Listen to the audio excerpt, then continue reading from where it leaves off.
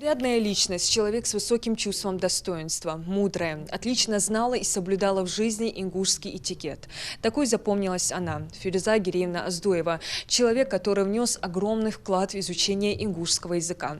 И сегодняшнюю встречу сотрудники научно-исследовательского института посвятили ее служению науке. В семинаре участвуют заслуженные научные деятели республики, ученики и студенты Фирузы Гиреевны, люди, которые знали ее лично и знакомы с ее трудами. О научном пути и пережитых жизненных сложностях Фирузы Оздоевой рассказывали разные люди. Тем не менее, ее биографию каждый раз слушают, как в первой. Интересными фактами и достижениями легендарной женщины делится в своем выступлении Аза Киева. В авторском докладе она постаралась не пропустить ни одну деталь ее жизни. В 1962 году она блестяще защитила диссертацию по филологии в системе чеченского и ингушского языков на соискание ученой степени кандидата филологических наук. Аза Киева была ее аспиранткой. Ей тяжело осознавать отсутствие Фирузы Оздоевой в своей жизни. Ведь она вложила в нее большой багаж знаний, помогала и направляла. В ее памяти сохранились мудрые наставления преподавателя. Переданные учителям знания не остались безрезультатными. Сегодня Аза Киева является доктором филологических наук, заведующей отделом ингушского языка института. Будучи аспиранткой, она была моим научным консультантом. Мы вместе выбирали тему моей диссертационной работы. Тема моей работы называлась «Имя существительное в ингушском языке».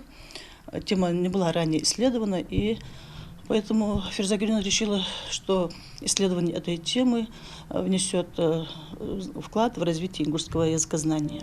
Фируза Оздоева родилась 31 декабря 1929 года в селе Базоркино. С детства была способной девочкой, хорошо училась, интересовалась науками. На 16-м году жизни ее судьбы коснулся февраль 1944-го. Она оказалась в числе депортированных. Несмотря на постигшее ее народ и семью тяготы, Фируза с отличием оканчивает школу в Киргизии и поступает в Киргизский государственный университет. Изучает английский, французский и немецкий языки. В 1954 году обладательница красного диплома предлагают остаться работать в родном вузе. А после возвращения на родину в 1965-м она продолжает преподавательскую деятельность и работает доцентом кафедры английского языка. На тот момент Фируза плохо владела ингушским языком. На это повлияла и ранняя потеря родителей во время депортации. Но хорошо помнила ингушские сказания, легенды, рассказанные ей матерью в детстве. При первой возможности она делает все, чтобы восполнить этот пробел, и начинает углубленно изучать родное слово. В 1976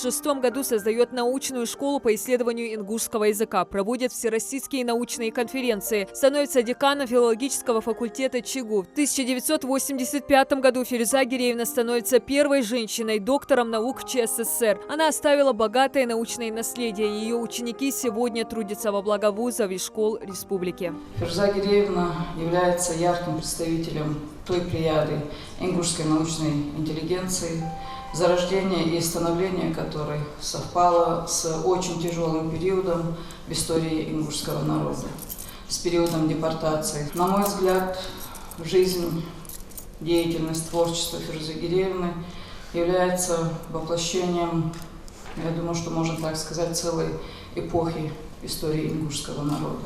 К 90-летию ингушского ученого-языковеда с докладом на тему «Научные труды Фирузы Оздоевой о пробелах служебных слов» выступает и старший научный сотрудник отдела ингушского языка Фатима Костоева. Заслуга Фирузы Гиреевны заключалась в том, что ею были разграничены все служебные части речи и представлена их подробная характеристика на ингушском языке.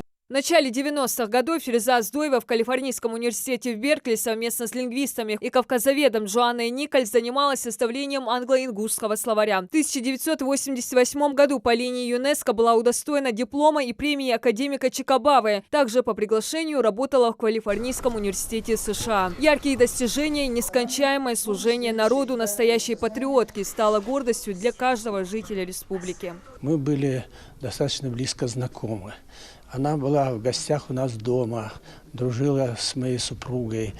И в моей памяти она осталась не только как выдающийся ученый, первая ингушская женщина, которая стала доктором наук, профессором, знаток, глубокий знаток ингушского языка, но она в моей памяти осталась и как замечательный педагог. Действительно помогала тем, кто нуждался в этой помощи и поддержке, самое главное.